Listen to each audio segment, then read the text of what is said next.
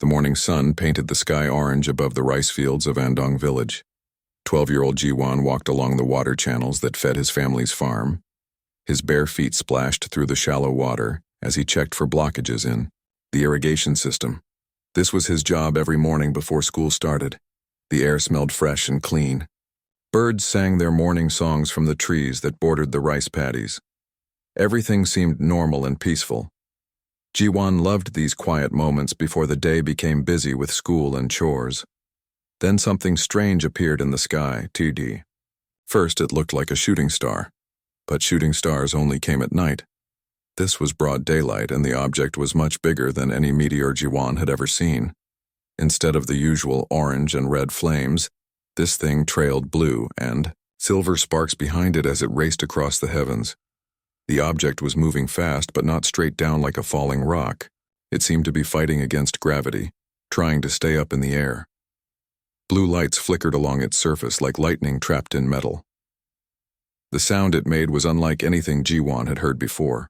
Not the whistle of wind, but a deep humming that made his teeth ache. The strange flying thing passed directly over their farm and crashed into the forest on the hillside beyond their property. The impact was tremendous. The ground shook under Jiwan's feet so hard that he almost fell into the irrigation channel. Birds exploded from the trees in a panic, their cries filling the air as they fled in all directions. Then everything went silent. Even the insects stopped their buzzing. The usual sounds of morning, frogs croaking, water trickling, leaves rustling in the breeze, all disappeared. It was as if the entire world was holding its breath, waiting to see what would happen next. From the crash site, a thin column of smoke rose into the clear blue sky, but it was not the black smoke of burning wood or fuel. This smoke was silver and seemed to shimmer as it drifted upward. Jiwan, his grandmother's voice called sharply from the farmhouse. Come inside right now. But Jiwan could not move. His eyes stayed fixed on the smoke rising from the forest.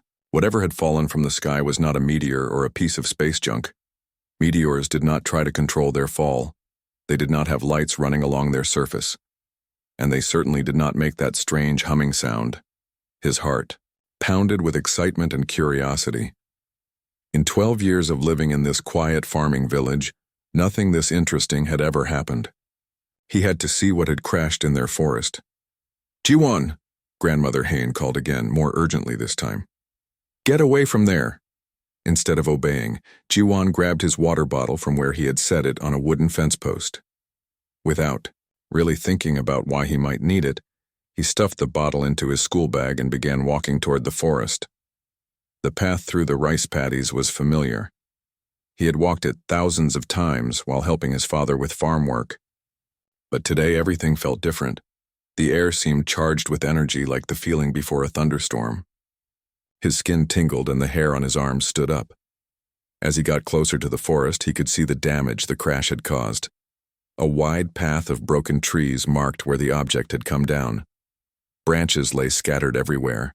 Several old pine trees had been snapped in half like chopsticks. Following the trail of destruction, Jiwan pushed through the underbrush. Leaves and twigs crunched under his feet. The smell of crushed vegetation mixed with something else, something metallic and sharp that made his nose wrinkle. Then he saw it. The crashed object was definitely not from Earth. It lay crumpled against the trunk of an ancient oak tree, its surface gleaming like oil on water. The material seemed to shift colors as Jiwan stared at it. Now silver, now blue, now a deep purple that had no name. Strange symbols flickered along its sides like dying fireflies before fading out completely. The thing was clearly some kind of vehicle, though unlike any aircraft Jiwan had ever seen. It was roughly oval-shaped but with curves and angles that hurt to look at directly. There were no visible engines or wings, yet somehow it had flown through space and atmosphere before crashing here. A crack ran along one side of the hull, wide enough for Jiwan to peek inside. The interior glowed with a soft blue light that revealed strange control panels and equipment he could not begin to understand. Then he heard the sound that made his blood freeze. It was a low hissing, like steam escaping from a broken pipe. But there was something organic about it, something alive and in pain. The sound came from inside the crashed ship. Jiwan's first instinct was to run. Every survival instinct told him to get away from whatever was making that noise. But curiosity proved stronger than fear. Very carefully, he moved closer to the crack in the hull and peered inside. What he saw made him gasp. A creature lay twisted among the wreckage of the ship's interior. It was long and serpentine, easily 3 meters, from head to tail. Its body was covered in scales that caught the filtered sunlight streaming through the forest canopy. The scales were beautiful, shifting from deep green to gold like polished jade. The creature was clearly hurt. Dark fluid that might have been blood pooled beneath its body. One of its legs was bent at an unnatural angle. Its breathing was shallow and labored, causing its scaled chest to rise and fall rapidly. As Jiwan watched, the creature's head turned toward him. Their eyes met through the crack in the hull, and Jiwan felt his heart skip a beat. The alien's eyes were like liquid mercury, bright and intelligent. There was pain in those eyes and exhaustion, but also something else that made Jiwan's chest tighten with sympathy. Recognition, not of him specifically, but of what he represented. Another intelligent being, possibly the first one it had encountered since crashing. The creature tried to speak. The sounds that came from its throat were unlike anything in human language, musical notes that chimed like wind through crystal caves. When Jiwan obviously did not understand, the alien pressed one scaled hand against its throat and made a grinding motion, then pointed to its mouth with desperate urgency. The message was clear. Universal. The creature was thirsty. Jiwan did not hesitate. He pulled his water bottle from his school bag, unscrewed the cap, and approached the crack in the hull. The alien watched his every movement, tense, but not threatening. Its mercury eyes followed the water bottle with obvious hope. Kneeling beside the wreckage, Jiwan carefully poured water past the creature's pale lips. The alien drank greedily, its throat working as it swallowed. Some of the tension left its body and color seemed to return to its scales. When the bottle was empty, the creature looked at Jiwan with what could only be gratitude. It spoke again. The crystal chime sounds softer now, almost gentle. Then, struggling, with unfamiliar vocal cords, it managed something that sounded almost like human speech. Thank you. The words were clumsy and accented in ways that human mouths were never meant to make. But they were unmistakably words of gratitude in Jiwan's own language. Jiwan smiled despite his fear and amazement. You're welcome. And in that moment, crouched beside an alien spacecraft in a forest outside Andong village, sharing water with a being from the stars, 12-year-old Jiwan began the most important friendship of his life. For 3 days after the crash, Jiwan could think of nothing but the injured creature in the forest. He sat through his classes at school without hearing a word his teacher said. His mind wandered to those mercury eyes and the grateful way the alien had looked at him after drinking the water. Every morning, he told his grandmother he was going to check the irrigation channels early. Every afternoon, he said he needed to collect firewood before dark. These were not lies exactly, because he did do these chores. But first, he always visited the crash site. On his second visit, Jiwan brought 2 bottles of water and some rice balls wrapped in cloth. The alien was awake and seemed stronger. Its scales had regained their color, shifting from deep green to gold in the dappled sunlight. But it was still trapped in the wreckage, unable to move because of its injured leg. The creature watched him, approach with cautious hope. When Jiwan offered the water, it drank slowly this time, savoring each drop. Then it looked at the rice balls with curiosity. Food, Jiwan said simply, pointing to the wrapped balls of rice. The alien repeated the word carefully. Food. Its pronunciation was strange, like someone trying to speak while humming at the same time. It took a small bite of the rice and seemed surprised by the taste, but not unpleasantly so. Good? Jiwan asked. Good, the creature agreed, and finished the rice ball quickly. During this visit, Jiwan learned his first alien word. The creature pointed to itself and made a sound like distant thunder mixed with musical notes. After several attempts, Jiwan managed something that sounded close enough to make the alien nod approvingly. Taman, G1 said, proud that he could say the name without hurting his throat too badly. The alien pointed at him questioningly. G1 tapped his chest. G1. G1, Taman repeated, getting it right on the first try. Then it did something. That might have been smiling, though with its reptilian features it was hard to tell. On the third day, G1 brought a tarp from his father's tool shed. The weather had been good so far, but rain clouds were gathering on the horizon. Together they managed to stretch the waterproof cloth over the crack in the ship's hull, giving Taman better protection from the elements. This was when G1 got his first good look at the alien's injured leg. It was clearly broken, bent at an angle that made him wince. Dark bruises covered the scaled skin around the break. Taman needed proper medical attention, but how could a human doctor treat an alien patient? Taman seemed to understand his concern. Using a combination of gestures and the few human words it had learned, the alien tried to explain its situation. Ship, broken, Taman said slowly, pointing at the damaged hull. Home very far. The alien gestured at the sky, then made a sweeping motion with its arms to indicate vast distances. Through patience and repetition, a story began to emerge. Taman belonged to a species called the Niskai. They were explorers who traveled between stars, studying different worlds and the life they contained. Taman had been on a routine survey mission when something went wrong with its ship's engine. Bad engine, Taman explained, tapping the side of its head to indicate confusion or malfunction. Ship jumped too far, very lost. The concept of faster-than-light travel was beyond G1's understanding, but he grasped the important part. Taman's ship had broken down far from home, and the alien had no way to call for help or repair the damage. Family look for you? G1 asked. Taman's scales darkened with what might have been sadness. Maybe, but this place not in star maps. Very lost, it repeated. The weight of that loneliness pressed down on G1's heart. He tried to imagine being lost in a completely unknown place, injured and unable to contact anyone he cared about. The thought made his chest tight with sympathy. How long until they find you? He asked. Taman was quiet for a long moment. Maybe never, maybe very long time. That night, G1 lay in his bed staring at the ceiling. Rain drummed against his window and he worried about Taman alone in the forest.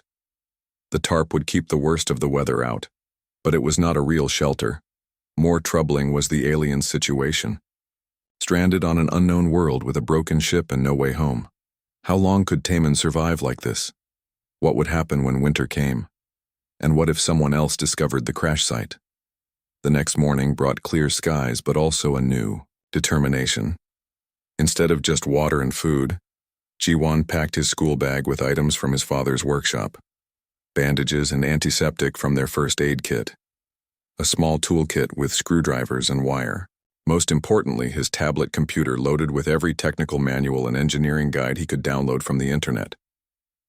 When he reached the crash site, he found Taman looking stronger, but still trapped by its injured leg. The alien watched with curiosity as G1 unpacked his supplies. "We fix ship," G1 announced with more confidence than he felt. Taman stared at him, then at the basic human tools and medical supplies. A sound like gentle laughter rippled through its throat. "Small human child fix starship? Why not?" G1 powered up his tablet, showing Taman the engineering diagrams and technical specifications he had studied the night before. "I help my father repair tractors and farm equipment. Machines are machines, right?" The logic was flawed and G1 knew it. But Taman seemed touched by the gesture. The alien's mercury eyes studied the tablet screen with growing interest. "Your people very clever," Taman said slowly. "Make thinking machines small like this." Over the next hour, Taman began explaining its ship's basic systems, using simple words and drawings scratched in the dirt. The main engine that pushed the ship between stars was broken beyond any hope of repair, without special materials that did not exist on Earth. But other systems might be fixable. Life support, which kept the air fresh and the temperature stable. Communications, which could send signals across space to call for help. Even simple movement controls that could get the ship airborne for short distances. Will take much time, Taemin warned. Much learning. Jiwon nodded seriously. I have time. As they worked together, sharing knowledge across the vast gulf between species, neither of them noticed the government weather satellite that had detected unusual electromagnetic readings from their quiet forest, or the military aircraft that had begun making regular flights over the area, searching for the source of mysterious signals. Change was coming to their small world, whether they were ready for it or not. 3 weeks had passed since the crash, and Jiwon was getting careless. He spent longer periods in the forest each day, often missing lunch and coming home after dark. His clothes were stained with strange oils that leaked from the alien ship. His school bag contained pieces of unusual metal and crystal-like components that Taemin had given him to study. His mother Minji noticed the changes first. Her son seemed distracted during meals, always eager to finish eating and disappear again. When she asked about his activities, he gave vague answers about exploring the forest and collecting interesting rocks. His father Kyung-ho was more direct in his observations. The boy's hands showed calluses from working with unfamiliar tools. There were burns on his fingers from handling components that generated heat. Most telling of all, Jiwon had developed a vocabulary of technical terms that seemed far advanced for a 12-year-old farm boy. But it was grandmother Hyein who finally cornered him. The old woman had lived through wars and hardships that had taught her to recognize when someone was keeping dangerous secrets. "Where do you really go every day?" she asked one evening as Jiwon tried to slip past her chair on the porch. "Just the forest, grandmother, I told you." Her weathered hand caught his wrist with surprising strength. "Show me your bag." Jiwon hesitated, but he had never been able to lie to his grandmother successfully. Reluctantly, he opened his school bag and let her examine the contents. Hyein pulled out a small device that glowed with internal light. Its surface was covered with symbols that definitely did not come from any human civilization. When she touched it, the device made a soft humming sound and projected a holographic display of star charts. "Where did you get this?" she asked quietly. "I found it." "Found it where?" "In the forest, Jiwon." Her voice carried the authority of someone who had raised 5 children and countless grandchildren. "Tell me the truth." So he did. Starting from the morning of the crash, Jiwon told his grandmother everything. About the strange object falling from the sky, about finding the injured alien in the wreckage, about the weeks they had spent learning to communicate and work together. Hein listened without interruption, her expression growing more serious with each detail. When Jiwon finished his story, she was quiet for a long moment. "Show me," she said finally. The next morning, Grandmother Hein followed Jiwon into the forest. Despite her age, she moved through the underbrush with surprising ease, her walking stick finding solid ground with each step. When they reached the crash site, she stopped and stared at the camouflaged ship with wide eyes. "Taemin," Jiwon called softly. "It's safe. This is my grandmother." The alien emerged from the ship slowly, mindful of its still healing leg. In the 3 weeks since the crash, Taemin had recovered much of its strength. The broken leg was splinted, with materials they had improvised from the ship's interior, and the worst of its other injuries had healed. Hein studied the alien with the same careful attention she brought to evaluating livestock at the market. Taemin, for its part, seemed to understand the importance of this meeting. It performed what Jiwon had learned was a formal greeting among its people, a graceful bow that somehow conveyed respect despite the language barrier. "Honored elder," Taemin said in careful Korean, the words heavily accented but understandable. "I ask forgiveness for trespass on your family's land." The formality of the apology, delivered in her own language, seemed to impress Hein. She approached slowly and examined Taemin's injuries with the practical eye of someone who had treated herd animals for decades. "You've been taking good care of it," she told Jiwon, "but this leg needs proper setting if it's going to heal straight." Over the next hour, Hein helped Taemin reset and resplint its broken leg using techniques she had learned from decades of farm veterinary work. The alien endured the procedure with remarkable patience, occasionally making soft humming sounds that might have been alien expressions of pain. Better? Hein asked when they finished. Much better, Taman replied gratefully. Your knowledge of healing is impressive.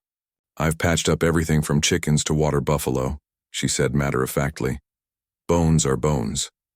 As they worked together, Hein asked practical questions about Taman's needs. What did it eat? How much water did it require? What materials were necessary for repairing the ship? Her approach was completely matter-of-fact, as if hosting injured aliens was a normal part of farm life. My family will need to know, she told Jiwon as they prepared to leave. We can't keep something this important secret.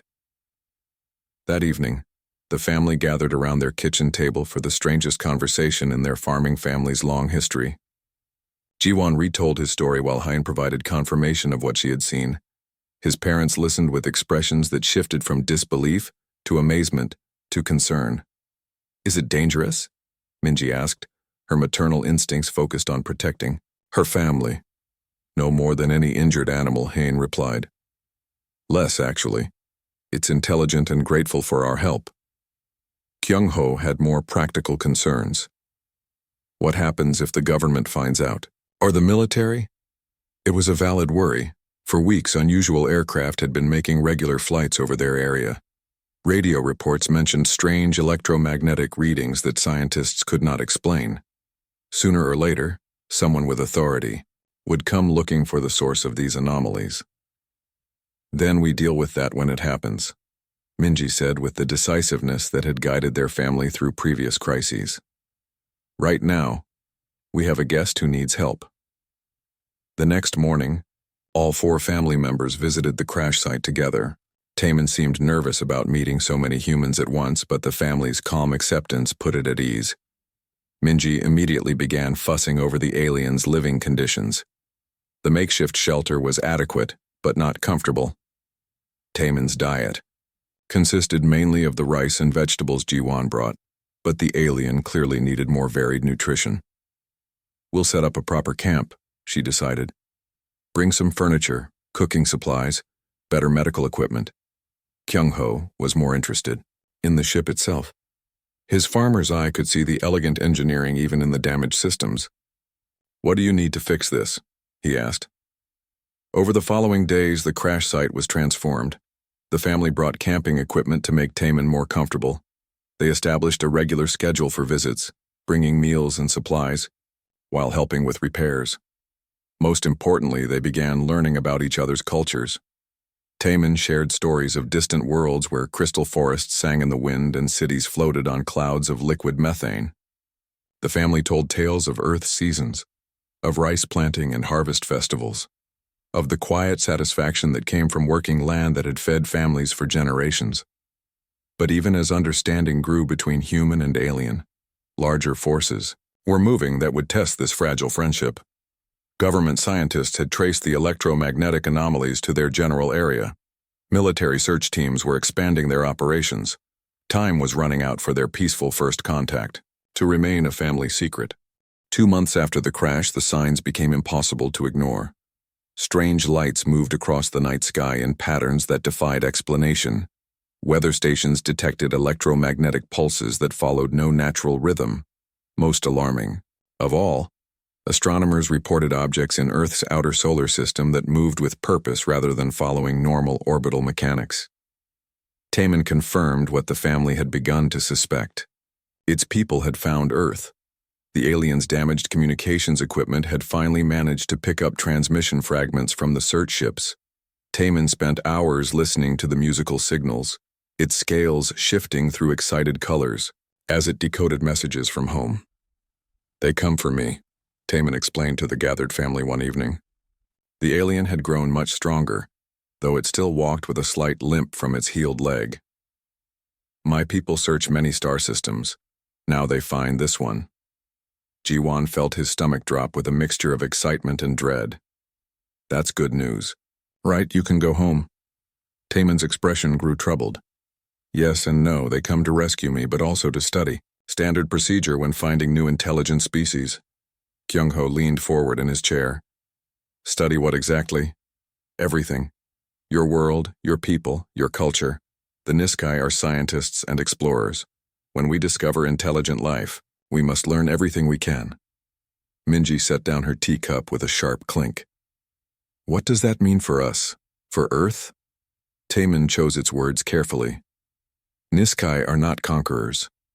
We do not take worlds or harm peaceful species. But contact changes everything. Your civilization would never be the same. The weight of that statement settled over the family like a heavy blanket. They were farmers who had lived the same way for generations. The idea of their quiet world being turned upside down by contact with an advanced alien civilization was terrifying. And if we're not ready for that change? Grandmother Hein asked shrewdly. Then my people observe from distance, for a very long time, until your species advances enough for proper contact. Could be decades, could be centuries. But you'd be stuck here, Jiwon realized, his heart sinking. Yes, exile by choice, to protect your development from interference. The sacrifice implicit in that decision was staggering. Taemin would give up everything familiar, everyone it cared about to prevent its people from accidentally damaging human civilization. Minji reached across the table and touched one of Taemin's scaled hands. There has to be another way. There, might be, Taemin explained. Niskai protocols included special provisions for limited contact under very specific circumstances. If humans had already made successful contact with one of their people, if they had demonstrated the emotional and intellectual capacity to handle such knowledge, they might serve as intermediaries. You would speak for your species, Taemin told them. Help my people understand humans through your example. Show them that your kind is ready for careful, gradual contact. The responsibility was overwhelming. This small farming family being asked to represent all of humanity in first contact with an alien civilization. But as Jiwon looked around the table at his practical father, nurturing mother and wise grandmother, he realized they had already been doing exactly that for months. How long do we have? Kyung-ho asked. Taemin checked its repaired communications device. The signals were getting stronger each day. 3 days, maybe 4. They move fast when they detect signs of intelligent life.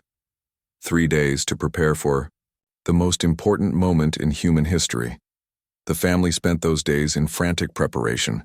They cleaned and organized their property, wanting to present the best possible image to the alien visitors. More importantly, they worked with Taemin to understand Niskai customs and protocols. The aliens valued honesty above all else, Taemin explained. Deception of any kind was considered the worst possible offense. They also respected courage, intelligence, and compassion. Most importantly, they judged species by how they treated those who were different or helpless. Your family has already shown all these qualities, Taemin assured them. That is why I believe contact will succeed. On the second day, government helicopters began circling their area more frequently. Military vehicles appeared on the roads leading to their village. It was clear that someone in authority had narrowed down the search for whatever was causing the electromagnetic anomalies. Should we contact them? Minji wondered. Let the government know what's happening? Taemin's scales darkened with concern. Military response would complicate everything. My people might see armed forces as threat. Better if first meeting is peaceful between families. They decided to wait. If government forces discovered the crash site before the Niskai arrived, they would explain everything then. But they hoped the alien rescue ship would come first. On the third evening, as the family finished dinner, Taemin suddenly straightened in its chair. Its scales brightened to an almost silver color, and it tilted its head as if listening to something the humans could not hear. They are here, it announced. Ship entering your atmosphere now. The family rushed outside and looked up at the darkening sky. At first they saw nothing unusual. Then Jiwon spotted it, a point of light moving too smoothly to be an airplane, too controlled to be a satellite. There, he pointed. The light grew brighter as it descended, revealing itself to be not one object, but several. The lead ship was enormous, easily the size of a city block. 2 smaller vessels flanked it like escorts. As they watched, the ship slowed their descent and began a careful spiral pattern over their valley. They were clearly scanning the area, searching for their lost crew member. Taman pulled out its communications device and began transmitting a series of musical tones. Almost immediately, the ships changed course and headed directly toward their farm. "Remember," Taman said urgently, "be honest, be brave, and show them the kindness you have shown me. Let them see the best of humanity through your family." The largest ship descended toward their rice field, its hull gleaming like liquid metal in the evening light. Landing lights appeared along its edges, casting strange shadows across the water-filled paddies. As the alien vessel settled onto their farm with impossible grace, G1 felt his life dividing into before and after this moment. Everything they had done for the past 2 months, the secret meetings, the gradual friendship, the careful repairs, had led to this.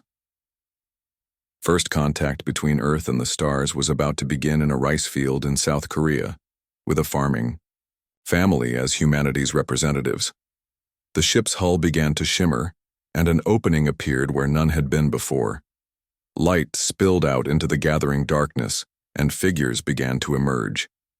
Taman straightened its shoulders and walked forward to meet its people, with 4 humans beside it who had become its family. The alien ship settled onto the flooded rice field with barely a ripple disturbing the water's surface. Its landing systems adapted instantly to the soft ground, extending supports that distributed its enormous weight perfectly. For several long minutes after landing, nothing happened. The ship sat silent and motionless, its hull reflecting the last light of evening like a mirror. Then a section of the hull simply wasn't there anymore. Where solid metal had been, an opening appeared, glowing with soft blue light from within. The technology was so advanced that the human eye could not even see how the doorway had formed. 3 figures emerged from the ship. They moved like Taman but were clearly different. Larger, their scales shifting through deeper colors of blue and purple. The one in front carried itself with obvious authority, its movements precise and purposeful. Taman stepped forward to meet them, performing the formal greeting Jiwon had seen it practice, a complex gesture involving its arms and a low harmonic hum that resonated in the chest. The leader responded with the same ritual, then spoke in rapid Niskai that sounded like wind chimes caught in a storm. The conversation was brief, but intense. Jiwon could see surprise in the leader's posture as Taman gestured toward the human family. More discussion followed, with frequent glances in their direction. Finally, Taman turned back to them. "Commander Daeho wants to know why I am with humans, and why humans are not afraid." Jiwon stepped forward before anyone could stop him. The alien commander towered over him, those mercury eyes reflecting the dying light of day, but months of friendship with Taman had taught him not to fear beings who looked different. Because Taman was hurt and alone and needed help, he said simply. Anyone would have done the same thing. The translation seemed to surprise Commander Daeho. The alien studied Jiwon with obvious interest, then spoke again in its musical language. He asks if this is typical human behavior, Taman translated, to help strangers without expecting reward. Minji moved protectively closer to her son. Of course it is. What kind of people would we be if we didn't help someone in need? The commander's reaction to this translation was immediate. Its scales brightened, and it made sounds that could only be amazement. It spoke rapidly to its 2 companions who responded with their own surprised musical notes. What followed was unlike any diplomatic meeting in history.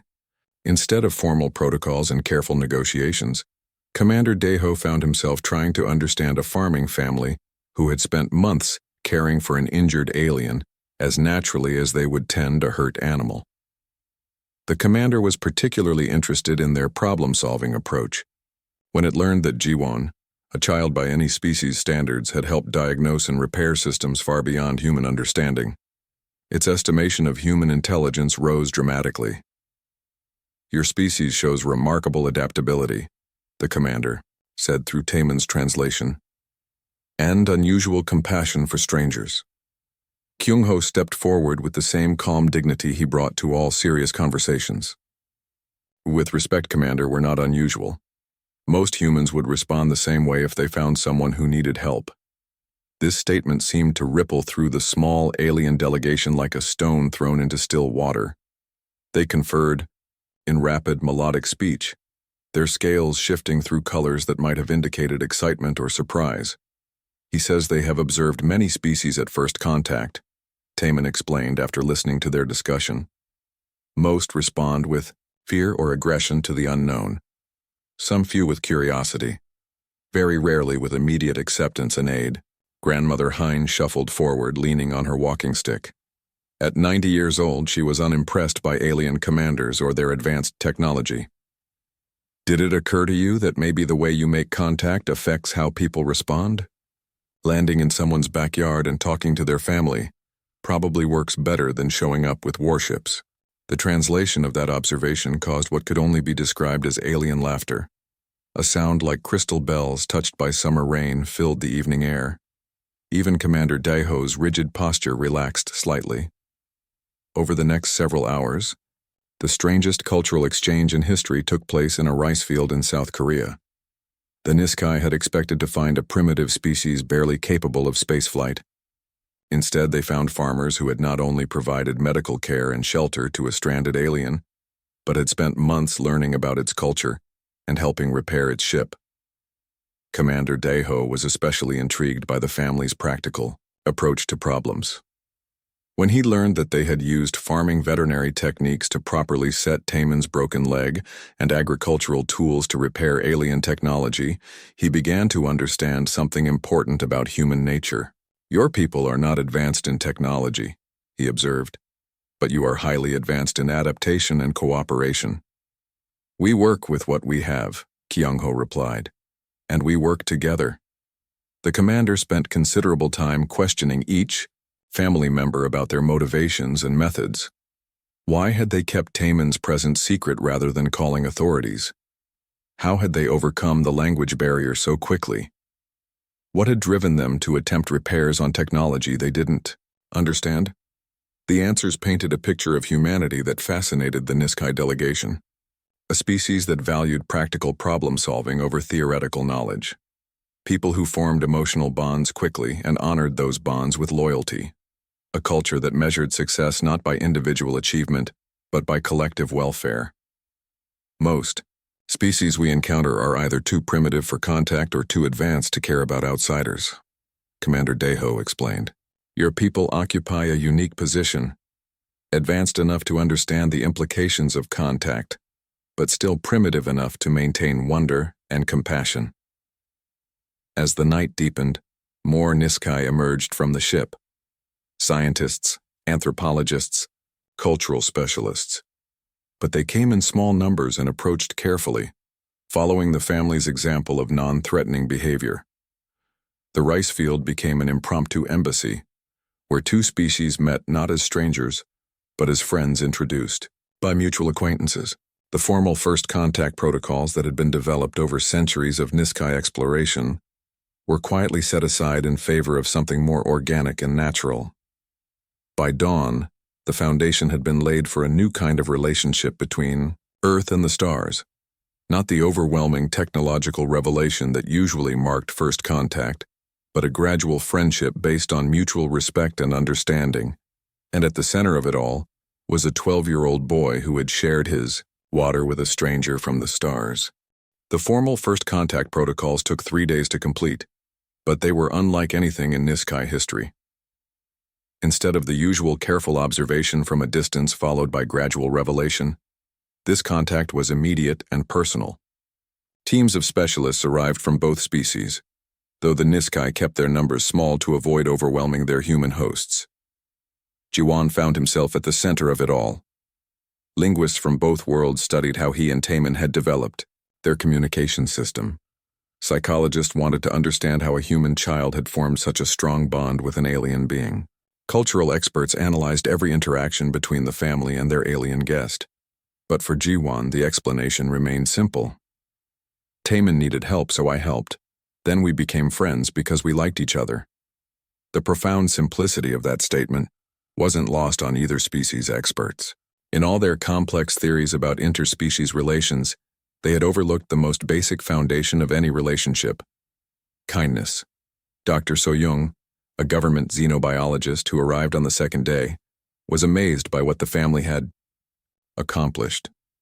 You've achieved more understanding in 2 months than our best first contact protocols usually manage in years, she told them. The success of this unconventional first contact led to a revolutionary decision. Instead of the standard Niskai approach of either full revelation or complete withdrawal, a middle path was chosen. Contact would proceed gradually, with careful integration based on mutual understanding. Taman volunteered to remain on Earth as the first official Niskai ambassador. Though it would return periodically to its home system for consultations, its primary role would be facilitating the slow process of bringing two civilizations together. I have learned much about humans from your family, Taman explained to the assembled experts.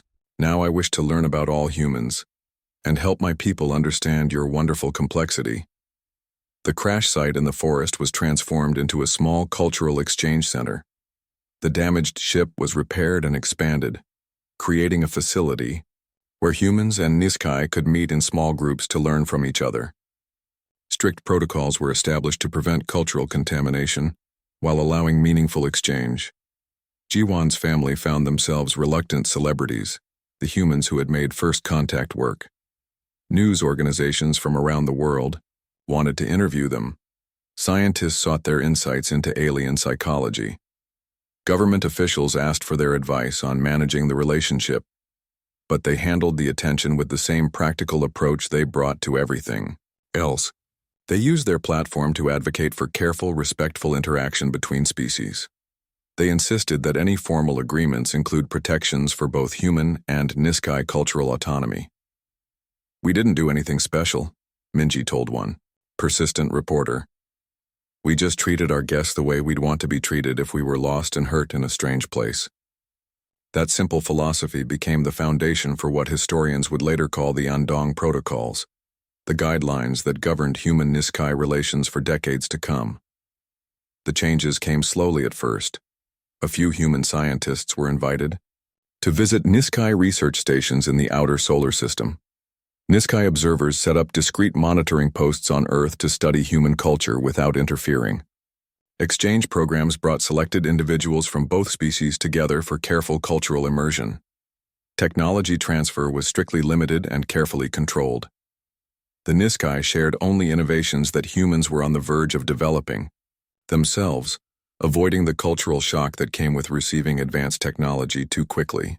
Humans contributed their unique perspectives on adaptation and cooperation, insights that proved valuable to a species that had grown perhaps too comfortable with their technological superiority. Years passed. Jiwan grew from a curious boy into a young man studying xenobiology at Earth's first interspecies university. The rice paddies still needed tending, and the seasons still turned in their ancient rhythm, but now strange ships occasionally moved among the stars above. The relationship between Earth and the Niskai was not without challenges. Cultural misunderstandings arose regularly. Some humans feared the aliens' advanced technology, while some Niskai grew impatient with human emotional complexity. There were protests and political debates, scientific disagreements, and philosophical conflicts.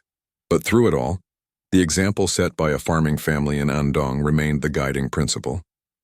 When problems arose, the solution was always the same: honest communication, practical cooperation, and the fundamental recognition that intelligence and compassion were universal values that transcended species boundaries. Taman became a permanent fixture in the valley, its presence as natural as the changing seasons.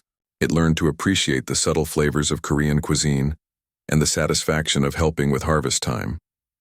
In return, it shared stories of crystal forests that sang in alien winds and cities that floated on clouds of liquid methane. Bitier, Alien kept a small apartment above the cultural center, but spent most evenings with Jiwan's family, sharing meals and conversation just as it had during those first secret weeks in the forest. The boy who had shared his water had given it more than hydration. He had given it a home. On quiet evenings when the work was done and the stars were bright overhead, Jiwan would sometimes think about that morning when something fell from the sky into his quiet world. How a simple act of kindness had opened pathways between civilizations separated by impossible distances. The universe was vast and full of wonders, but it was also small enough for friendship to bridge any gap. And in a rice field in South Korea, under alien stars and earthly constellations, two species continued to learn that the most important discoveries were not technological or scientific, but personal. The boy who had shared his water had taught the galaxy something precious. That intelligence without compassion was mere cleverness, but intelligence combined with kindness could transform the cosmos itself. Years later, when the first human ships visited distant Niskai worlds, when children of both species grew up learning each other's languages, when the boundaries between Earth and the stars began to blur, historians would trace it all back to a moment of simple generosity in a forest outside Andong. Some bridges span rivers, others span the void between worlds, but all of them are built, one act of kindness at a time.